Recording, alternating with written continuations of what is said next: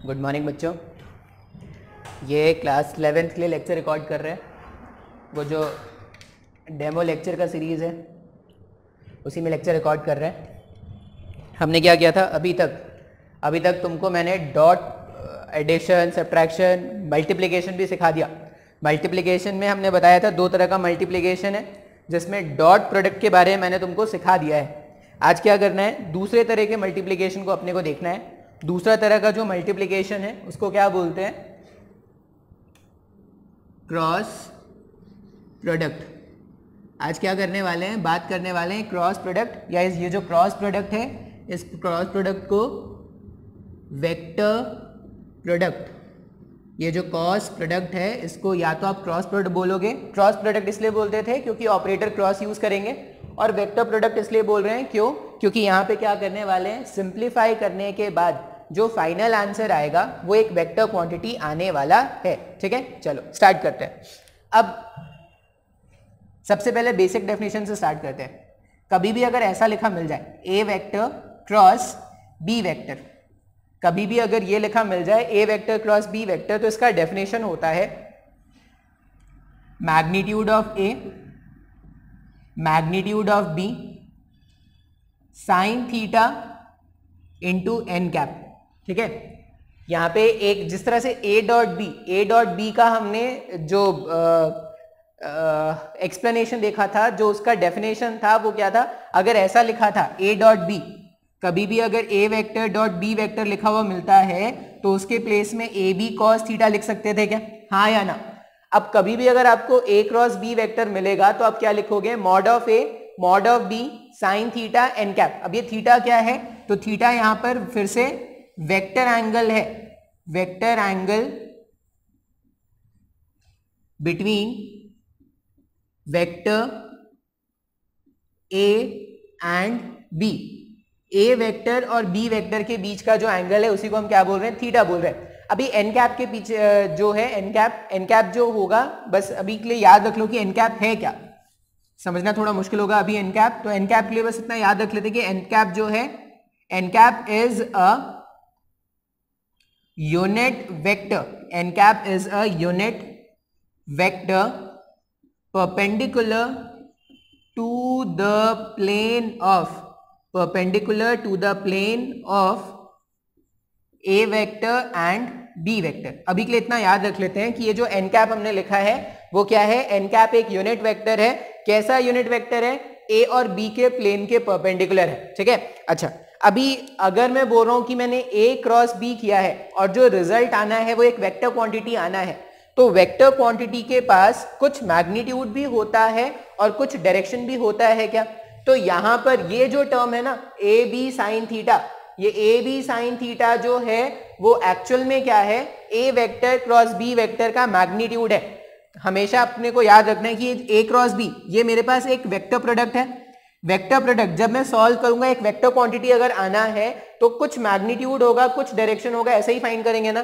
तो ये ए B sine theta जो एक्चुअल में यहां पर लिखा है, कभी भी अगर ऐसा लिखा मिल जाए तुमको A vector cross B vector और इसका मैग्नीट्यूड, अगर मैं A vector cross B vector calculate, A vector cross B vector calculate करूंगा तो ऐसा लिखूंगा mod of A mod of B sine theta N cap. बात समझ में आ रहा है। लेकिन अगर मुझे सिर्फ ऐसा लिखा मिल जाए A vector cross B vector और इसका मैग्नीट्यूड, ऐसे मॉड का साइन लगा हो, इसका मतलब है मुझे सिर्फ ये वाला पार्ट, इसका जो मैग्नीट्यूड पार्ट है वो सिंप्लीफाई करना है, तो वो क्या हो जाएगा, ए बी साइन थीटा। बात समझ में आ रहा है। इसका मतलब ये जो एन कैप यहां पर हम यूज कर रहे हैं, ये जो एन कैप है यहां पर, एन कैप डायरेक्शन के लिए यूज कर रहे हैं क्या, हाँ या ना। तो अपने को ये दो बातें याद रखनी है डेफिनेशन में। सबसे पहला बात याद क्या रखना है आपको कि ए क्रॉस बी को जब मैं सिंप्लीफाई करूंगा तो जो रिजल्ट आना है वो एक वेक्टर क्वांटिटी आना है। ये सबसे पहला पॉइंट है जो अपने को याद रखना है। अच्छा, अब अगर एक वेक्टर क्वांटिटी फाइंड कर रहे हैं तो उसके पास उसका मैग्नीट्यूड भी होना चाहिए और डायरेक्शन भी होना चाहिए। अब जब भी मुझे ऐसा डेफिनेशन मिले ए वेक्टर क्रॉस बी वेक्टर, जैसा ही मुझे ये लिखा हुआ मिल गया, मैं इसको ऐसा लिख सकता हूं, क्या लिख सकता हूं, A B sine theta N cap, ऐसा लिख सकते हैं क्या। अच्छा, अब A B sine theta N cap, इसमें ए बी साइन थीटा ये जो टर्म है वो एक्चुअल में ए वेक्टर क्रॉस बी वेक्टर से बनने वाला जो वेक्टर होता, ए क्रॉस बी को जब आप सिंप्लीफाई करोगे एक वेक्टर क्वांटिटी आएगा, जो भी वेक्टर क्वांटिटी आएगा उसका मैग्नीट्यूड हो गया ए बी साइन थीटा। बात समझ में आ रहा है? दो वेक्टर का क्रॉस किया, जो रिजल्ट आएगा वो एक वेक्टर क्वांटिटी है। उस वेक्टर क्वांटिटी का अगर मुझे मैग्नीट्यूड कैलकुलेट करना है, तो सिंपली अपन क्या लिख देंगे, ए बी साइन थीटा। बात समझ में आ रहा है? अच्छा, अगर मुझे ए क्रॉस बी का डायरेक्शन जानना है तो डायरेक्शन के लिए मुझे क्या करना पड़ेगा, एन कैप फाइंड करना पड़ेगा। अब ये एन कैप क्या है, ये थोड़े टाइम बाद समझ में आएगा आपको। बात समझ में आया है क्या? यहां तक मैंने अभी तक कुछ नया नहीं बताया। जैसे आप ए वेक्टर डॉट बी वेक्टर का डेफिनेशन क्या लिखते थे, ए बी कॉस थीटा, ऐसा लिखते थे ना। उसी तरह A vector cross B vector का डेफिनेशन होगा A vector mod of A vector mod of B vector sine theta, और डायरेक्शन के लिए एन कैप। याद रहेगा क्या अपने को? हाँ या ना? अच्छा, इस पॉइंट ऑफ टाइम पर एक सिंपल सा क्वेश्चन सॉल्व किया जा सकता है। इस पॉइंट ऑफ टाइम पर एक सिंपल सा क्वेश्चन क्या करेंगे, सॉल्व करेंगे।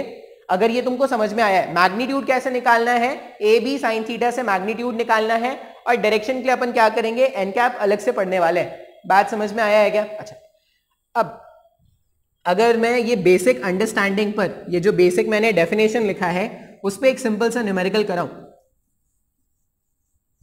पहले मैग्नीट्यूड पे थोड़ा बात कर लेते हैं, फिर क्या करेंगे, ये एन कैप जो लिखा है उस पर बात करेंगे। ठीक है, वेक्टर क्वांटिटी है तो मैग्नीट्यूड पे भी बात करना पड़ेगा और डायरेक्शन पे भी बात करना पड़ेगा। दोनों में से किसी भी इंफॉर्मेशन को अगर छुपा लिया गया, वेक्टर में अगर कोई भी वेक्टर क्वांटिटी है, अगर मैं उसके मैग्नीट्यूड को नहीं बताऊं या उसके डायरेक्शन को नहीं बताऊं, दोनों ही केस में वेक्टर का डेफिनेशन इनकम्प्लीट हो गया। किसी भी वेक्टर का डेफिनेशन तब कंप्लीट है जब आपने क्या किया है, जब आपने उसका मैग्नीट्यूड और उसका डायरेक्शन दोनों बताया है। मैग्नीट्यूड भी बताना पड़ेगा और डायरेक्शन भी बताना पड़ेगा अगर एक वेक्टर क्वांटिटी को डिफाइन करना है तो। बात समझ में आ रहा है? ठीक है। अच्छा, मान लो मैं ऐसा बोल रहा हूं कि मेरे पास क्वेश्चन क्या है, वेक्टर ए है जिसका मैग्नीट्यूड मान लो कुछ तो है, कुछ ले लेते हैं 10 ले लेते हैं। वेक्टर बी है जिसका मैग्नीट्यूड कितना है, वापस से 20 ले लेते हैं। और ऐसा बोल रहे हैं कि जो वेक्टर एंगल है थीटा वो 53 डिग्री का है। क्या बोल रहे हैं, ये जो वेक्टर एंगल है थीटा वो 53 डिग्री का है, और मुझे सिर्फ ये कैलकुलेट करना है, A vector cross B vector का मैग्नीट्यूड। मुझे क्या कैलकुलेट करना है, mod of A vector cross B vector का मैग्नीट्यूड। अब जब भी ऐसा लिखा हुआ मुझे मिल जाए, इसका मतलब मैं इसको सिंपली ये लिख सकता हूं ना, ए इंटू बी साइन थीटा। हाँ या ना?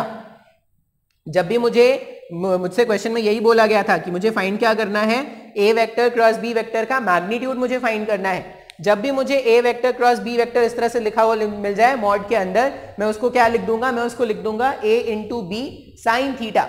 अब ए बी साइन थीटा, अगर आप क्वेश्चन में देखोगे तो आपके पास अकॉर्डिंग टू क्वेश्चन, ये जो क्वेश्चन हमारे पास मेंशन्ड है, अकॉर्डिंग टू क्वेश्चन ए का मैग्नीट्यूड मुझे पता है, बी का मैग्नीट्यूड मुझे पता है और थीटा भी पता है। क्या अगर मैं सबका वैल्यू सब्स्टिट्यूट कर दूं तो magnitude of A vector cross B vector ये कितना आ जाएगा, ये आ जाएगा 10 इंटू 20 इंटू साइन 53 इंटू यहाँ पे क्या रख देंगे, साइन 53। अब साइन 53 के लिए वापस एक ट्राइंगल बनाएंगे। ट्राइंगल क्या होता था, 37 डिग्री के सामने 3, 53 डिग्री के सामने 4 और ये 5। अब मुझे साइन 53 लिखना है यहाँ पर, तो 10 इंटू 20 तो एज इट इज लिख दिया। Sine 53 opposite divided by hypotenuse, तो 4 डिवाइडेड बाई 5, ये 1 हो गया, ये 4 हो गया। 4 इंटू 4 16, 160 का मेरे पास ए क्रॉस बी का मैग्नीट्यूड आ गया। क्या आसान है क्या? हाँ या ना? अगर आप ध्यान से देखोगे तो दो वेक्टर के क्रॉस करने के बाद जो मैग्नीट्यूड आता है, मैग्नीट्यूड कैलकुलेट करने का सिंपल सा फॉर्मूला है, A vector cross B vector का मैग्नीट्यूड अगर मुझे चाहिए तो सिंपली मुझे ए बी साइन थीटा करना पड़ेगा। ये सिर्फ मैग्नीट्यूड कैलकुलेट करें, डायरेक्शन नहीं। स्केलर क्वांटिटी, जब मैंने डॉट प्रोडक्ट किया था तो सिर्फ एक स्केलर क्वांटिटी आता था, तो डायरेक्शन का तो कोई खेलना ही नहीं था। वहां पे सिर्फ क्या करना था, मैग्नीट्यूड फाइंड करना था। इसलिए ए वेक्टर डॉट बी वेक्टर को सिंपली लिखा था ए बी कॉस थीटा। अब ए वेक्टर क्रॉस बी वेक्टर का सिर्फ मैग्नीट्यूड क्या लिखेंगे, ए बी साइन थीटा लिखेंगे। क्लियर है क्या? और सिंपल क्वेश्चन क्या हो सकता है, ए का मैग्नीट्यूड बता दो, बी का मैग्नीट्यूड बता दो, वेक्टर एंगल बता दो, तो क्या कर सकते हैं, ए क्रॉस बी वेक्टर का जो मैग्नीट्यूड बनेगा वो कैलकुलेट कर सकते हैं क्या? तो आई होप ये एग्जांपल 1 जो डेफिनेशन से बनता है वो आपको समझ में आया होगा। ठीक है। अच्छा, अब अगर मैं इसमें अलग अलग आपको केसेस बताऊं, ये जो एग्जाम्पल है मेरे पास, इसमें अगर मैं अलग अलग केसेस बताऊं, इसको हटा देते हैं, अलग अलग केसेस देखते हैं, अलग अलग केसेस क्या हो सकते हैं। जैसे डॉट प्रोडक्ट में हमने एक स्पेशल केस देखा था कि जब भी दो वेक्टर्स आपस में परपेंडिकुलर होते हैं, उनके बीच में अगर 90 डिग्री का वेक्टर एंगल बनता है, तो उन दोनों वेक्टर्स का जो डॉट प्रोडक्ट होता था वो जीरो होता था क्या? इससे पहले वाले लेक्चर में हमने देखा था अगर दो वेक्टर आपस में परपेंडिकुलर है तो उनका जो डॉट बनेगा वो क्या होगा? जीरो होगा। अच्छा, मान लो मैं ऐसा बोल रहा हूं कि मुझे फाइंड करना है, एग्जाम्पल देख रहे हैं यहां पर, मुझे फाइंड करना है आई कैप क्रॉस आई कैप, मुझे ये फाइंड करना है आई कैप क्रॉस आई कैप, ठीक है। और मैं इसका सिर्फ मैग्नीट्यूड कैलकुलेट करना चाहता हूं, आई कैप क्रॉस आई कैप का सिर्फ मैग्नीट्यूड कैलकुलेट कर रहे हैं अभी। क्यों? क्योंकि सिर्फ मैग्नीट्यूड के बारे में मुझे पता है, डायरेक्शन के बारे में मुझे कुछ नहीं पता। अच्छा, अगर मुझे इसका सिर्फ मैग्नीट्यूड फाइंड करना है तो क्या लिखेंगे? Magnitude of I cap into magnitude of I cap into दोनों के बीच का साइन ऑफ दोनों के बीच का वेक्टर एंगल, तो दोनों के बीच में वेक्टर एंगल 0 डिग्री बनेगा क्या? अच्छा, आई कैप का मैग्नीट्यूड 1, वापस से आई कैप का मैग्नीट्यूड 1, साइन 0, साइन 0 कितना होता है? 0 होता है क्या? अगर साइन 0 0 हो गया तो ये पूरा मल्टीप्लीकेशन 0 हो गया क्या? बात समझ में आ रहा है? इसका मतलब आई कैप क्रॉस आई कैप करने पर एक ऐसा वेक्टर आने वाला है जिसका मैग्नीट्यूड क्या है? 0, तो ये 0 वेक्टर बनने वाला है क्या? हाँ या ना? मैंने क्या किया? आई कैप क्रॉस आई कैप किया तो वो 0 वेक्टर आ रहा है। डॉट प्रोडक्ट में सीधा उल्टा था, डॉट प्रोडक्ट में क्या था? जब आई डॉट आई करते थे तो 1 आता था, यहां पे क्या हो रहा है? आई क्रॉस आई कर रहे हैं, वो 0 के बराबर आ रहा है क्या? बात समझ में आ रहा है? अच्छा, अगर आई कैप क्रॉस आई कैप 0 आया है तो उसी तरह ये भी बोल सकते हैं ना, जे कैप क्रॉस जे कैप, ये भी 0 आएगा या 0 वेक्टर होगा। और अगर मैं उसी तरह लिख दूं के कैप क्रॉस के कैप, ये भी क्या हो जाएगा? 0 वेक्टर हो जाएगा क्या? इसका मतलब जब आई कैप क्रॉस आई कैप करो, जब जे कैप क्रॉस जे कैप करो और के कैप क्रॉस के कैप करोगे तो रिजल्ट हमेशा एक 0 वेक्टर आने वाला है क्या? हाँ या ना? अच्छा, एक और एग्जांपल देखते हैं। एक और एग्जांपल क्या है? मान लो मैं ये कैलकुलेट कर रहा हूं, कोई वेक्टर है ए, मैंने उसका क्रॉस कैलकुलेट किया उसी वेक्टर के साथ। ध्यान से देखना, ये सब, ये जब तक नहीं समझोगे, ये बेसिक है भाई, ये सब बेसिक है जो आपको क्वेश्चंस में अप्लाई करना होता है, तो बहुत जरूरी है ये सब बेसिक समझ में आए। एक बार ये बेसिक समझ में आएगा तभी क्वेश्चंस में इनको अप्लाई कर पाएंगे, नहीं तो समझ ही नहीं आएगा। ठीक है, ऐसा तो है नहीं कि डेमो है तो अच्छा यहां नहीं सीखे तो दूसरे वाले कहीं पे डेमो पे सीख लेंगे, कहीं पे तो सीखना है ना भाई। ठीक है, मुझे कैलकुलेट करना है A vector cross A vector. ठीक है, अच्छा मैं अभी इसका सिर्फ डेफिनेशन पे बात कर रहा हूं, मैं इसके सिर्फ अभी मैग्नीट्यूड पे बात कर रहा हूं। सिर्फ मैग्नीट्यूड क्यों बोल रहे हैं? क्योंकि मुझे डायरेक्शन का खेल तो अभी खेलना आता ही नहीं है, मुझे सिर्फ मैग्नीट्यूड का खेल खेलना आता है। तो मैं क्या लिखूंगा? बाय डेफिनेशन इसका मैग्नीट्यूड क्या होता है? Magnitude of first vector into magnitude of second vector. अभी सेकंड वेक्टर वापस से ए वेक्टर है क्या? और दोनों के बीच का वेक्टर एंगल ए वेक्टर मान लो इस तरफ है तो दूसरा ए वेक्टर भी इसी तरफ होगा क्या? तो दोनों के बीच का वेक्टर एंगल 0 डिग्री बन रहा है क्या? अगर दोनों के बीच का वेक्टर एंगल 0 डिग्री बन रहा है तो यहां पे क्या रख देंगे? साइन 0। जब आप इसको सिंप्लीफाई करोगे, mod of A vector A into sine 0 0, इस पूरे को सिंप्लीफाई करने पर रिजल्ट 0 आ गया क्या? इसका मतलब जब भी मैं दो वेक्टर्स का, इसका मतलब जब भी मैं दो पैरेलल वेक्टर्स, ये ए वेक्टर क्रॉस ए वेक्टर, ये दो पैरेलल वेक्टर्स थे क्या? इनका जब मैंने क्रॉस किया तो जो रिजल्ट आ रहा है वो 0 वेक्टर आ रहा है क्या? अब 0 वेक्टर का डायरेक्शन तो कुछ होता नहीं है, नहीं 0 वेक्टर का डायरेक्शन तो हम बता ही नहीं पाते हैं, तो डायरेक्शन के बारे में तो सोचना ही नहीं है। हम क्या बोलेंगे? जब भी मेरे पास दो पैरेलल वेक्टर्स आएंगे और दो पैरेलल वेक्टर्स का अगर मैं क्रॉस करूंगा तो रिजल्ट 0 वेक्टर आना है क्या? तो इसको क्या करना है? अपने को नोट बना के याद रखना है। नोट क्या है? Cross product of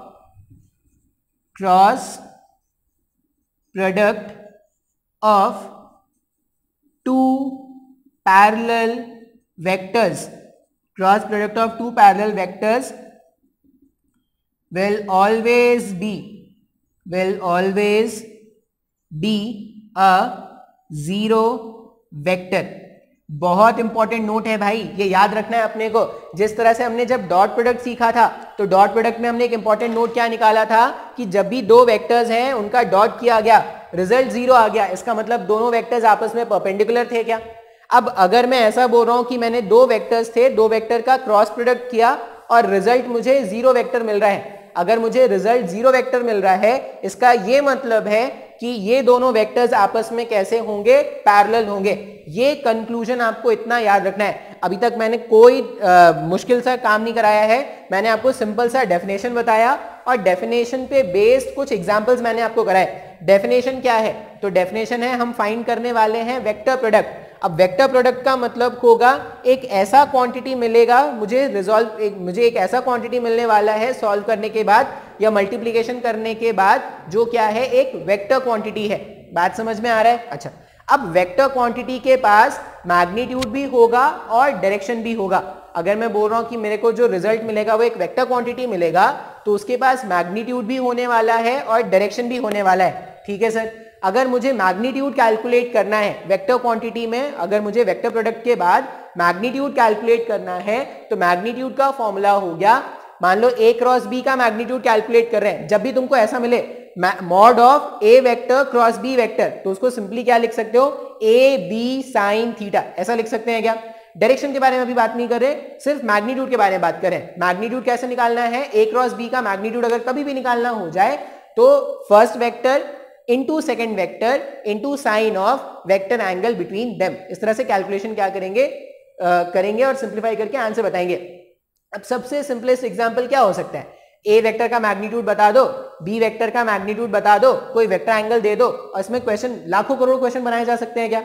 A B theta का अगर मैं वैल्यू दे दूं तो लाखों करोड़ों क्वेश्चन बनाए जा सकते हैं ना। लेकिन करना सब में क्या है, ए का मैग्नीट्यूड, बी का मैग्नीट्यूड, वेक्टर एंगल का साइन थीटा, मल्टीप्लाई कर दियागा, मल्टीप्लाई कर देंगे, सॉल्व करने पर जो भी आएगा वही आंसर होगा। ठीक है, अच्छा टाइप 2 में अपन क्या बता रहे हैं, मान लो मुझे ये सॉल्व करना है आई कैप क्रॉस आई कैप। अगर मुझे आई कैप क्रॉस आई कैप सॉल्व करना है और मैं अभी सिर्फ मैग्नीट्यूड कैलकुलेट कर रहा हूं, मैं डायरेक्शन के बारे में कोई बात नहीं करने वाला, अगर मैं बोल रहा हूं कि मुझे इसका सिर्फ मैग्नीट्यूड चाहिए, तो आई कैप एक यूनिट वेक्टर है, इसका मैग्नीट्यूड 1, दूसरा आई कैप भी एक यूनिट वेक्टर है, मैग्नीट्यूड 1। आई कैप और आई कैप दोनों एक ही डायरेक्शन के अलोंग होते हैं, तो इनके बीच का जो वेक्टर एंगल होगा वो 0 डिग्री हो जाएगा। जब आप इसको सिंप्लीफाई करोगे तो आई कैप वेक्टर आई कैप क्रॉस आई कैप, ये वापस से 0 आ गया क्या, बात समझ में आ रहा है। अच्छा, उसी तरह अगर आई कैप क्रॉस आई कैप 0 आया है तो जे कैप क्रॉस जे कैप भी 0 आएगा, और के कैप क्रॉस के कैप ये भी 0 आ जाएगा क्या, बात समझ में आ रहा है। तो हमने जे क्रॉस जे, आई के क्रॉस के, आई क्रॉस के, इन सब का वैल्यू फाइंड कर लिया। सारे के सारे ऐसे वेक्टर्स आ रहे हैं जिनका मैग्नीट्यूड 0 है। अब ऐसे वेक्टर्स जिनका मैग्नीट्यूड 0 होता है उनको 0 वेक्टर्स कहते हैं क्या। तो मेरे पास ये सबको सॉल्व करने पर जो वेक्टर्स बन रहे थे वो 0 वेक्टर्स बन रहे थे। यहां तक क्लियर है। अच्छा, नेक्स्ट में मैंने क्या देखा, ए वेक्टर क्रॉस ए वेक्टर, मतलब दो एक जैसे वेक्टर्स का क्रॉस करे, अगर दो एक जैसे वेक्टर्स का अगर क्रॉस करे तो यहां पे क्या हो जाएगा, पहले वाले वेक्टर का मैग्नीट्यूड ए, दूसरे वाले वेक्टर का मैग्नीट्यूड ए, और इन दोनों के बीच में जो एंगल है वो कितना हो जाएगा, 0 डिग्री। तो यहां पे जब आप सॉल्व करोगे तो ए 0, ये पूरा सिंप्लीफाई करने पे 0 बन गया क्या।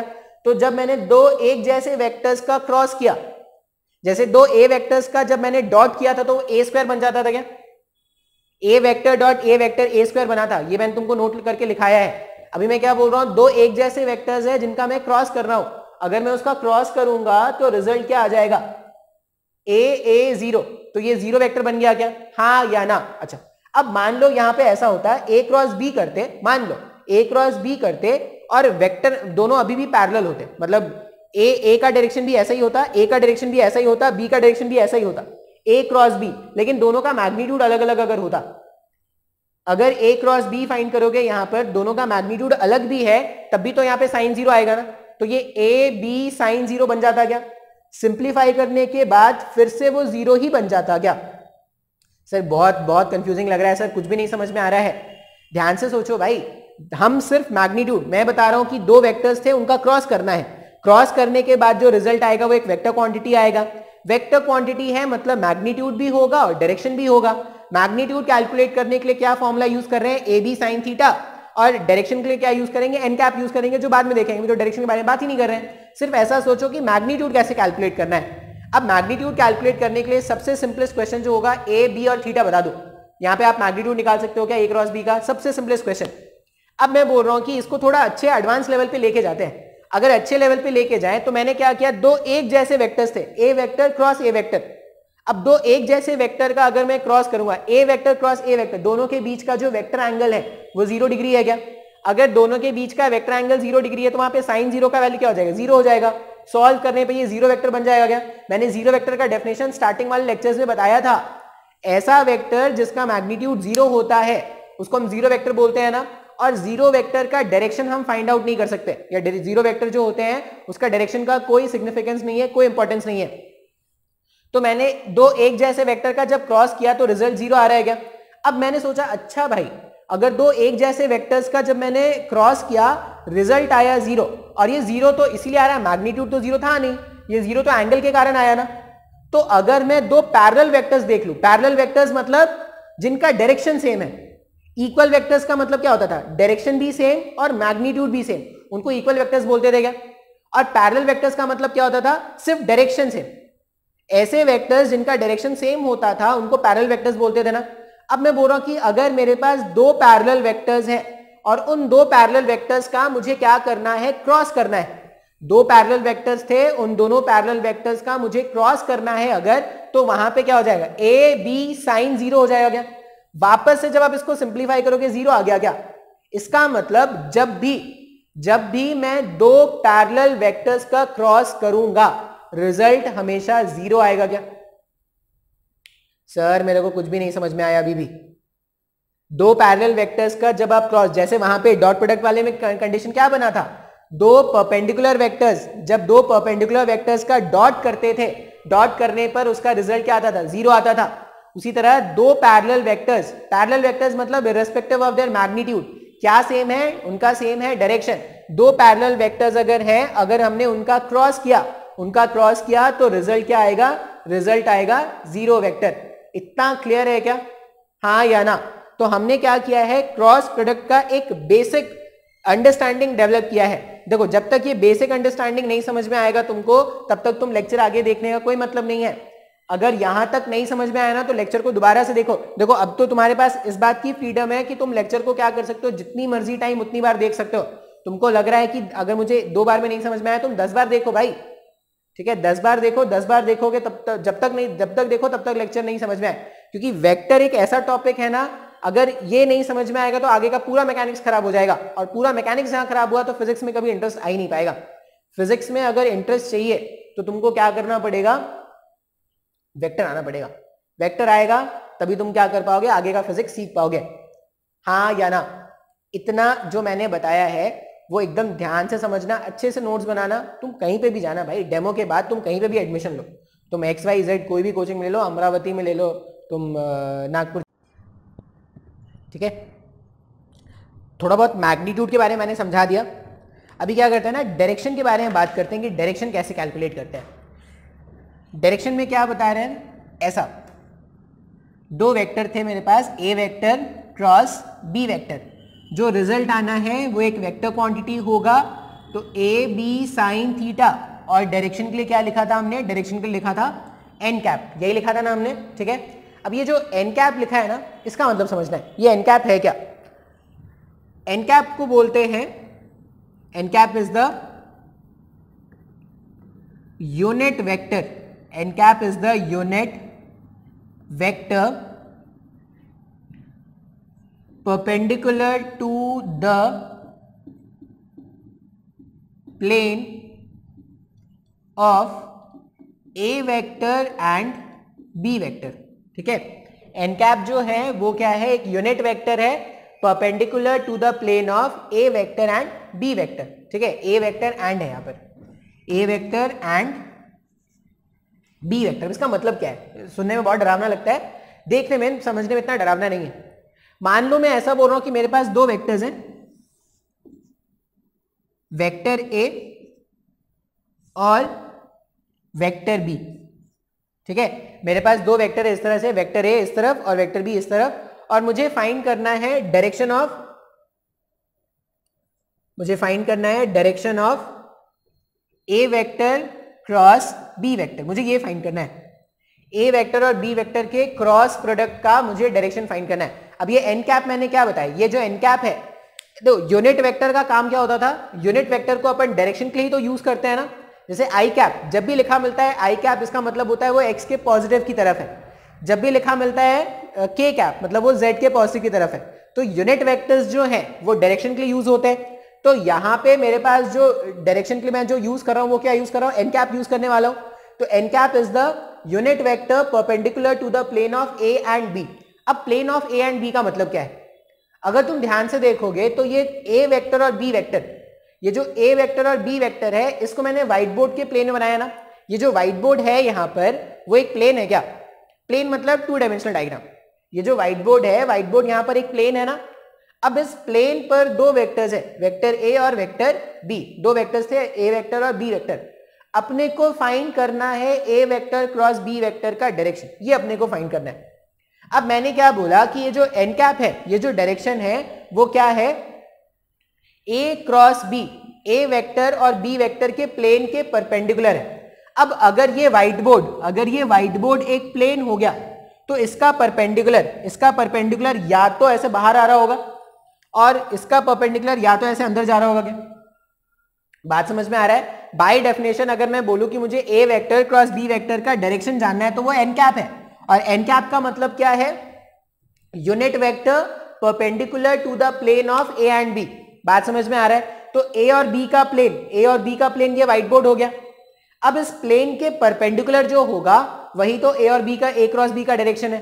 अब प्लेन का परपेंडिकुलर ऐसे बाहर की तरफ भी हो सकता है व्हाइट बोर्ड से बाहर, या प्लेन का परपेंडिकुलर व्हाइट बोर्ड के ऐसे अंदर भी जा सकता है क्या।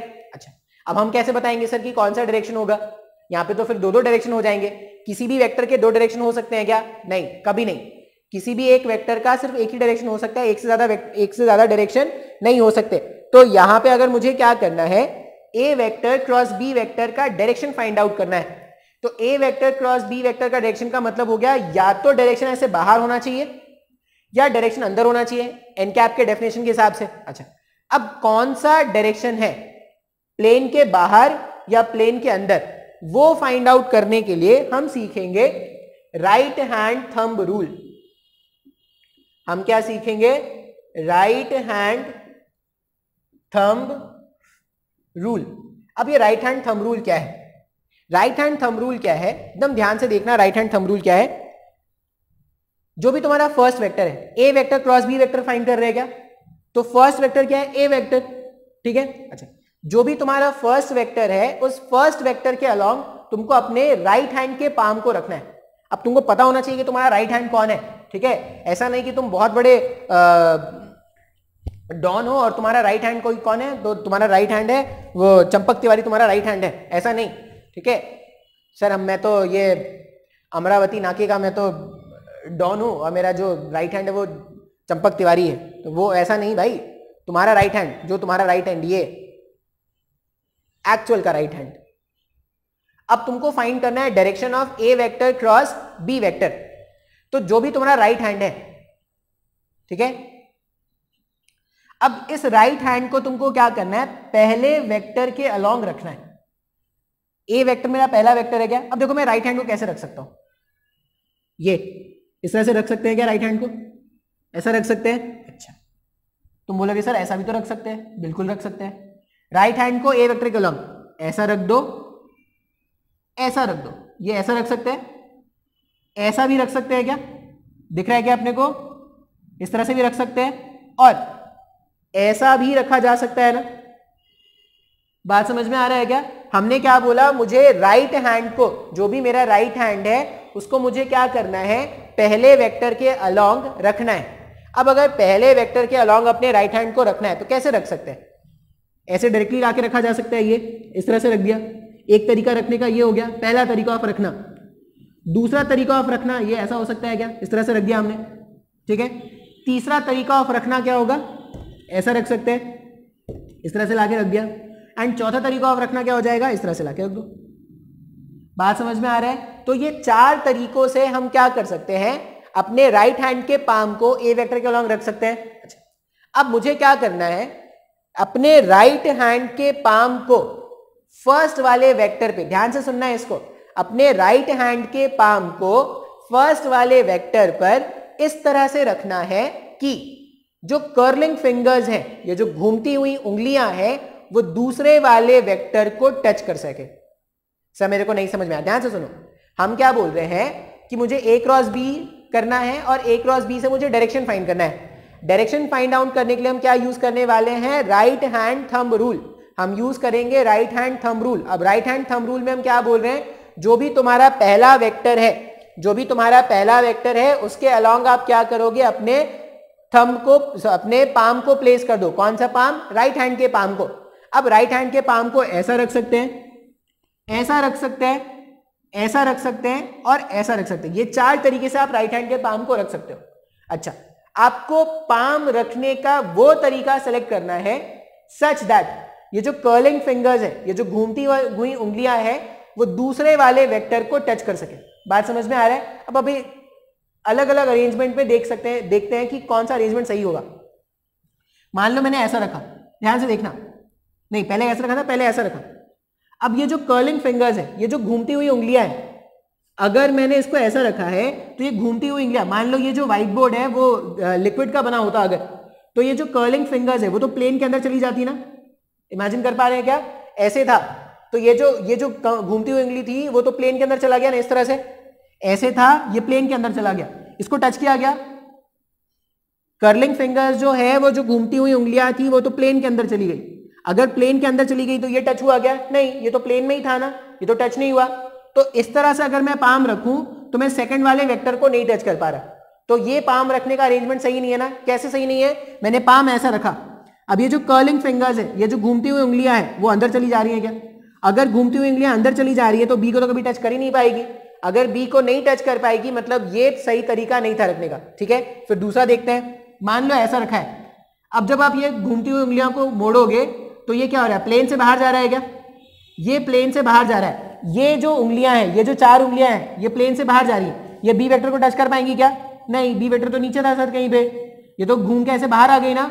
थंब को नहीं देख रहे भाई, हम किसको देख रहे हैं? ये जो कर्लिंग फिंगर्स है, कर्लिंग फिंगर्स जो बाहर की तरफ ऐसे आ रहे हैं, तुमको भी ऐसे रख के देखना पड़ेगा अपनी कॉपी में।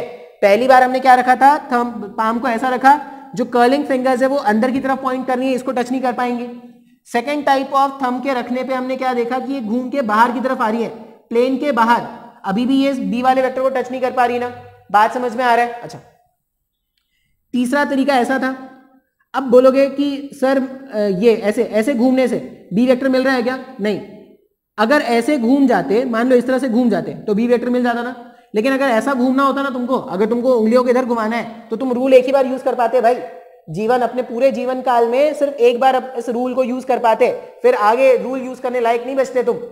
अगर तुमको अपने फिंगर्स को यहां घुमा के टच करना होता तो फिंगर्स को तोड़ना पड़ता क्या? ऐसे तोड़ के घुमाते तो सिर्फ एक बार ही रूल यूज कर पाते।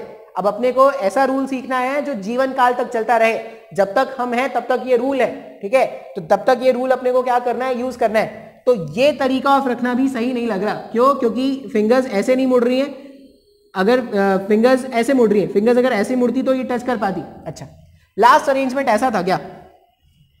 अभी ध्यान से देखो, ए वेक्टर के अलॉन्ग मैंने अपने पाम को रखा है, ये जो फिंगर्स घूमेंगी वो बी को टच कर लेंगी क्या? ये जो फिंगर्स घूमेंगी वो बी को टच कर लेंगी ना। तो ये पाम रखने का तरीका जो है वो सही है। अपने को फर्स्ट वेक्टर के अलॉन्ग पाम को ऐसा रखना है सच दैट ये जो घूमती हुई उंगलियां है, घूमती हुई उंगलियां जो है वो दूसरे वेक्टर को टच कर सके। तो मैंने ऐसे अगर रखा तो ये जो घूमती हुई उंगलियां हैं वो दूसरे वाले वेक्टर को टच कर रही है क्या?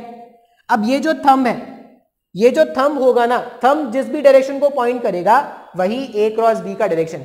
तो जब मैंने पाम ऐसा रखा, घूमती हुई उंगलियां बी को टच कर रही थी, थंब अंदर के डायरेक्शन में पॉइंट कर रहा है क्या? अगर थंब अंदर के डायरेक्शन में पॉइंट कर रहा है, इसका मतलब इसका डायरेक्शन क्या है? Inside the plane, inside the plane. Sir मेरे को कुछ भी नहीं समझ में आया, कुछ भी नहीं समझ में आया क्या? वापस एक बार ध्यान से देखते हैं।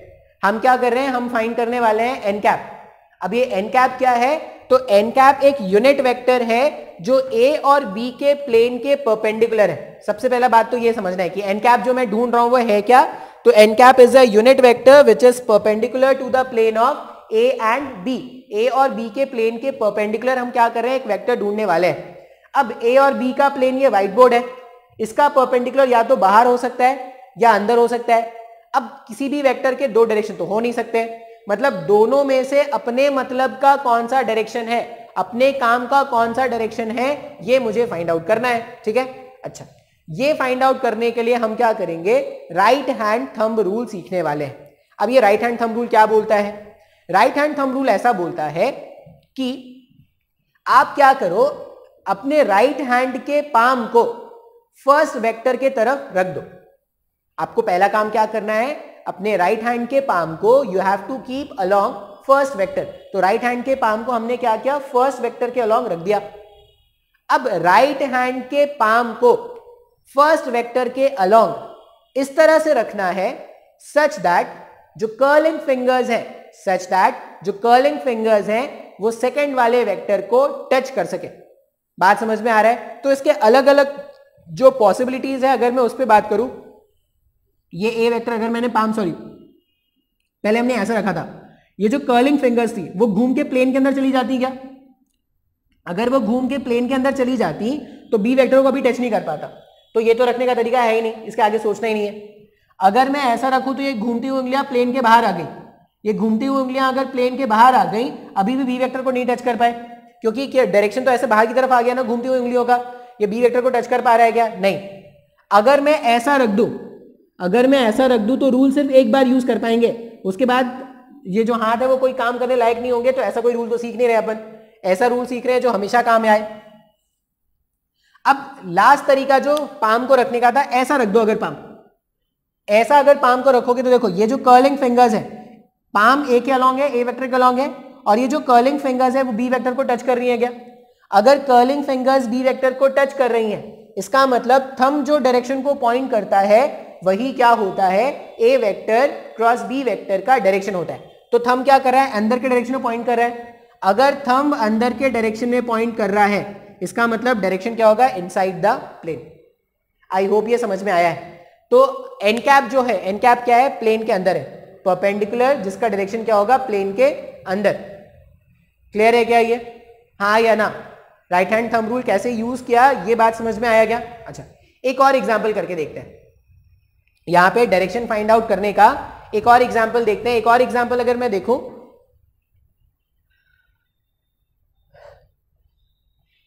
स्टार्टिंग में ना ये सब बातें थोड़ी मुश्किल लगती है, और अगर तुमने पहले का लेक्चर ध्यान से नहीं देखा है ना तो और ज्यादा मुश्किल लगेगी। ये तो ऐसी बात हो गई ना कि तुम एक फिल्म के स्टोरी को बीच से देखना स्टार्ट कर रहे हो। अब तुमको पता ही नहीं है कि वो जो एक्ट्रेस है, फिल्म की जो एक्ट्रेस है, उसका कितनों के साथ और चक्कर हो चुका है, ये तुमको पता ही नहीं है, और तुम पूछ रहे हो कि वो जो जिसके साथ बेचारे की शादी हुई थी सुसाइड क्यों कर रहा है। ये तो ऐसी बात हो गई ना। इसलिए तुमको क्या करना है, अगर लेक्चर को पूरे अच्छे से समझना है तो स्टार्टिंग से देखना पड़ेगा, राइट फ्रॉम द बिगनिंग। ठीक है, सबसे पहला चक्कर किसके साथ था, वहां से स्टार्ट करना पड़ेगा तुमको। पहला चक्कर किसके साथ था, क्यों ब्रेकअप हुआ, दूसरा चक्कर किसके साथ था, क्यों ब्रेकअप हुआ, और एक्ट्रेस को 10 चक्करों करने के बाद जाके पता चला कि ट्रू लव क्या होता है। ये सब तुमको देखना पड़ेगा यहाँ पे, ध्यान से देखते हैं। अभी एक और एग्जांपल के बारे में अगर मैं बात करूं, मान लो मैं फाइंड करने वाला हूं ये बी वेक्टर ऐसा है और ये ए वेक्टर ऐसा है। बात समझ में आ रहा है? बी वेक्टर और ए वेक्टर, मुझे फिर से क्या करना है, मुझे कैलकुलेट करना है, B vector cross A vector ढूंढना है मुझे। इस बार मुझे क्या करना है, B vector cross A vector ढूंढना है। अभी फिर से अपन ध्यान से अगर देखेंगे तो बी और ए का प्लेन ये व्हाइट बोर्ड हो गया, मतलब या तो बाहर की तरफ या अंदर की तरफ, यही दोनों पॉसिबल डायरेक्शन हो सकते हैं। अच्छा, अब ध्यान से देखते हैं, पहला वेक्टर कौन सा है, सिर्फ पहला वेक्टर बी वेक्टर है। अगर पहला वेक्टर बी वेक्टर है तो बी वेक्टर के अलोंग अपने राइट हैंड के पाम को रखना है। कैसे कैसे रख सकते हैं, तो 4 तरीके मैंने बताए थे पाम को रखने के। चारों तरीके रख के देखो, और वो तरीका ऑफ पाम रखना सही होगा जिसमें आप क्या कर पाओगे, जिसमें आप सेकंड वाले वेक्टर को टच कर पाओगे। ठीक है, तो ये बी वेक्टर है। मान लो मैंने पाम को ऐसा रखा, मान लेते हैं। अब ये जो फिंगर्स घूमेंगे वो तो प्लेन के अंदर चले जाएंगे ना, फिंगर्स घूमे प्लेन के अंदर चले गए, ए वेक्टर टच हो पाया क्या, सर नहीं टच हो पाया। तो ए वेक्टर अगर नहीं टच हो पाया तो ये तो तरीका नहीं था सही रखने का। ये देखते हैं ऐसे, ये कर्लिंग फिंगर्स घूम के बाहर आएंगे क्या? अगर ये घूम के बाहर आ जाएंगे प्लेन से तो ए वेक्टर को टच कर पा रहे हैं क्या? सर नहीं, इसमें भी नहीं टच हो पा रहा है। अच्छा, अगर मैं ऐसा रख दूं, ध्यान से देखना, अगर मैं ऐसा रख दूं तो ये जो कर्लिंग फिंगर्स है, ये जो कर्लिंग फिंगर्स है, कर्लिंग फिंगर्स ऐसा घूमेंगे ना। अब ये कर्लिंग फिंगर्स अगर ऐसा घूमेंगे तो ये क्या कर सकते हैं? ए वेक्टर को टच कर सकते हैं क्या? ये जो कर्लिंग फिंगर्स है वो अगर ऐसा घूमते तो वो ए वेक्टर को टच कर पाते ना। अच्छा, ध्यान से देखना, अभी बहुत इंपॉर्टेंट बताने वाला हूं यहां पे। ऐसे पाम को रखोगे, ये कर्लिंग फिंगर जो है, कर्लिंग फिंगर ऐसा घूम जाएगा। अच्छा, तो ऐसे में पाम को अगर रख दूं, अगर मैं पाम को ऐसा रख दूं तो ये जो कर्लिंग फिंगर है वो ए को टच कर पा रहा है ना। उसके हिसाब से डायरेक्शन क्या आ रहा है? बाहर की तरफ डायरेक्शन आ रहा है क्या? नहीं आया? ऐसा समझ में, ध्यान से देखो, अगर मैं पाम को ऐसा रखूं, अगर मैं पाम को ऐसा रखूं तो ये जो कर्लिंग फिंगर है, ये जो ऐसी घूमती हुई उंगलियां हैं वो ए वेक्टर को टच कर सकती हैं क्या? घूमने के बाद पूरा अच्छा खासा जब ऐसे घूम जाएंगी तो इसको टच कर लेंगी, जब ऐसे घूम के आ जाएंगी तो टच कर लेंगी, तो ये डायरेक्शन क्या हो गया? बाहर की तरफ हो गया ना। हाँ या ना? अच्छा, एक और तरीका देखो, ऐसे अगर मैं रखूं, अगर मैं ऐसे रखूं और ऐसे घूमना स्टार्ट करूं, अभी टच कर पा रहे हैं क्या? सर अभी भी टच कर पा रहे हैं। तो इसमें क्या दोनों डायरेक्शन हो जाएगा क्या? अब देखो, अगर तुम ऐसा रखोगे तो ये घूम के ऐसा आ गया, अगर ये घूम के ऐसा आ गया तो थंब क्या कर रहा है? अंदर की डायरेक्शन में पॉइंट कर रहा है क्या? फर्स्ट और सेकंड में तो नहीं हो पा रहा है, फर्स्ट में ऐसा रखा था इसमें नहीं हो पा रहा है, सेकंड में ऐसा रखा था इसमें भी नहीं हो पा रहा है, तो फर्स्ट और सेकंड तो डिस्क्वालीफाइड हो गया। थर्ड वाला और फोर्थ वाला पे अब देखते हैं। थर्ड वाले पे हमने देखा कि ये जो थर्ड वाला तरीका था उसमें पाम को ऐसा रखा था और ये कर्लिंग फिंगर्स घूमने के बाद, ये कर्लिंग फिंगर्स घूमने का डायरेक्शन बाहर निकल जाता क्या? हाँ या ना? अच्छा, फोर्थ तरीके में क्या होगा? ऐसे रखेंगे तभी ये जो कर्लिंग फिंगर्स है वो घूम के क्या कर सकते हैं? ए वेक्टर टच कर सकते हैं। तो तीसरे तरीके के हिसाब से बी और ए का जो डायरेक्शन वो प्लेन के बाहर है। अगर मैं बोलूं कि थर्ड तरीका जो था पाम के रखने का, उससे जो डायरेक्शन मुझे मिल रहा है वो आउटसाइड द प्लेन मिल रहा है क्या? Outside the plane. जो थर्ड तरीका था उससे मुझे क्या मिल रहा है? Outside the plane. जो फोर्थ तरीका है, जो फोर्थ तरीका है, फोर्थ तरीका में देखो क्या है? फोर्थ तरीके में इस तरह से घुमा रहे हैं ना, उससे डायरेक्शन इनसाइड आ रहा है क्या? तो फोर्थ तरीके में से डायरेक्शन क्या आ रहा है? डायरेक्शन जो है वो आने वाला है inside, inside the plane. Direction क्या आएगा? प्लेन के इनसाइड आएगा क्या? अब दो डायरेक्शन पॉसिबल है क्या? सर नहीं, दो डायरेक्शन तो पॉसिबल नहीं। अब दो डायरेक्शन पॉसिबल नहीं है तो दोनों में से कोई तो एक गलत है। एक्चुअल में दोनों एक ही बातें हैं, ठीक है? एक्चुअल में दोनों एक ही बातें हैं, थोड़ा बहुत ट्रिग्नोमेट्री यहां पे यूज होगा। अब अभी के लिए ऐसा मान लो ना कि हमें वेक्टर एंगल, ये जो वेक्टर एंगल होता है, मैंने वेक्टर एंगल तुमको क्या सिखाया था? दो वेक्टर के टेल्स के बीच का जो एंगल होता है वही वेक्टर एंगल होता है ना। वेक्टर एंगल एक्चुअल में होता है smallest angle, smallest angle between the tails of two vectors. बात समझ में आ रहा है? तो अब मेरे पास ना एक एंगल यहां पर है, यह एक एंगल यहां पर है, एक एंगल यहां पे है क्या? तो वेक्टर एंगल, ये बड़ा वाला जो एंगल है ना वो वेक्टर एंगल नहीं है। वेक्टर एंगल कौन है? ये वेक्टर एंगल है। तो अगर ये वेक्टर एंगल है ना तो हम क्या करेंगे? सेंस ऑफ रोटेशन इसके अलॉन्ग ही ऐसा रखेंगे। जो छोटा, अब सिंपल सा ये समझ लेना कि जिधर भी मुझे कम घूमना पड़े ना, जिधर भी मुझे कम घूमना पड़े, पाम को उसी तरफ घुमाना है। मैं इस वाले डायग्राम में देखो, मैं पाम को ऐसा रखता तब भी ये घूम जाता, लेकिन जब मैं पाम को ऐसा रखूंगा फोर्थ वाले तरीके से, पाम को ऐसा रखूं तब भी ये घूम के टच कर रहा है क्या? तो दोनों में से कौन सा डायरेक्शन सही लेंगे? तो दोनों में से जिसमें कम एंगल घूमना है वो डायरेक्शन सही होगा। नहीं आ रहा है सर समझ में? ये बहुत ज्यादा कंफ्यूजिंग लग रहा है। जैसे इससे पहले वाले एग्जांपल में अगर आप देखोगे तो ऐसा था ना, तो यहां पे भी तो कम एंगल जो घूमा था वही वाला एंगल लिया था ना। ये एंगल लिया था क्या? नहीं, ये वाला एंगल नहीं लिया था भाई। जहां पे कम घूमना है वो एंगल देखते हैं। तो कम, यहां पे कम घूमना है ना, अगर यहां पर कम घूमना है तो इस तरह से पाम रखोगे तभी तो कम एंगल घूम के ए को टच कर लोगे। तो इसका डायरेक्शन क्या हो जाएगा? इसका डायरेक्शन जो है वो inside the plane is the correct answer. Outside the plane क्या होगा? गलत आंसर है। समय को कुछ भी नहीं समझ में आई है, बहुत ही आसान है भाई। दो वेक्टर है, उनका क्रॉस प्रोडक्ट करना सीख रहे हैं। क्रॉस प्रोडक्ट करने के लिए हमने क्या बोला कि दोनों वेक्टर्स के प्लेन के परपेंडिकुलर हमारा डायरेक्शन होना चाहिए। हमारा जो डायरेक्शन होगा क्रॉस करने के बाद वो दोनों वेक्टर के प्लेन के परपेंडिकुलर होगा। अब प्लेन के परपेंडिकुलर दो डायरेक्शन हो सकता है, या तो इनसाइड हो सकता है या आउटसाइड हो सकता है। कौन सा डायरेक्शन मुझे कंसीडर करना है, कौन सा डायरेक्शन मुझे कंसीडर करना है, उसके लिए हम क्या करेंगे, राइट हैंड थंब रूल सीखेंगे। अब राइट हैंड थंब रूल क्या बोलता है कि जो भी तुम्हारा पहला वेक्टर है उसके अलोंग आप पाम के राइट हैंड के पाम को रख दो सच दैट कर्लिंग फिंगर्स जो हैं वो सेकंड वाले वेक्टर को टच कर सके। ये बात आपको याद रखना है। और नेक्स्ट बात याद क्या रखना है इसमें कि मुझे कम से कम एंगल को घूमकर मुझे सेकंड वाले वेक्टर को टच करना है। ये बात भी आपको नोट करके लिखना पड़ेगा, याद रखना पड़ेगा। अब ये डायग्राम था, मुझे B vector cross A vector जानना था, तो मैं पाम को ऐसा रखूंगा सच दैट मेरी जो घूमती हुई उंगलियां हैं, मैं पाम को ऐसा रखूंगा सच दैट घूमती हुई उंगलियां जो है वो ए वेक्टर को टच कर सके। अब जो भी थंब का डायरेक्शन होता है वही वेक्टर प्रोडक्ट का डायरेक्शन होता है। बात समझ में आ रहा है? तो यहां पर अगर आप देखोगे तो डायरेक्शन जो है वो प्लेन के अंदर चला गया क्या? अच्छा, इसी वाले में अगर मैं तुमको बोलता कि मुझे ए क्रॉस बी करना है, तो ए क्रॉस बी करने का मतलब क्या है, ए के अलोंग पाम को रखते और ये कर्लिंग फिंगर्स ऐसे होते क्या, तो उसका डायरेक्शन क्या हो जाता, आउटसाइड हो जाता ना।